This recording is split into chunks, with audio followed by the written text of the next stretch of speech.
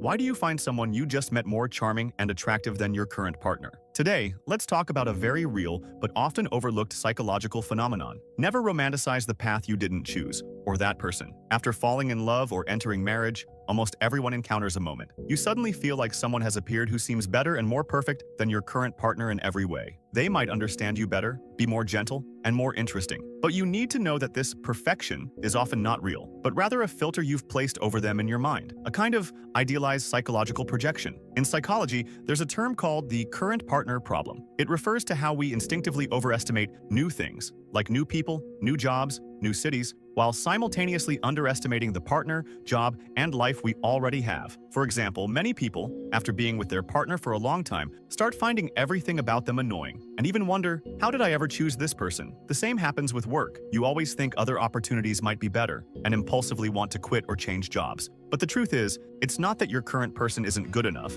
or your job isn't excellent enough, but that you've become too familiar with your current lifestyle. And familiarity gradually reduces your sensitivity, creating the illusion that everything around you is nothing special, making you increasingly dissatisfied. Especially when you're already somewhat disappointed with your current relationship, you're more likely to fall into the familiarity trap. For instance, you had a fight, and your partner didn't comfort you as you expected. It was originally just a small thing, but you unconsciously magnify it, and even start thinking, would I have it easier with someone else? And that's when you're particularly prone to romanticizing people you just met. You start comparing them to your current partner, becoming more disappointed with each comparison, full of expectations for the new person while becoming increasingly critical of your current partner. But ultimately, it's not that others are really better, but that your subconscious is making excuses to escape current problems. You don't want to face conflict or deal with emotions, so your brain uses romanticizing others to offset your inner unease and anxiety. In reality, this is transferring your sense of powerlessness and disappointment in the relationship onto another person. You must understand, being attracted to someone new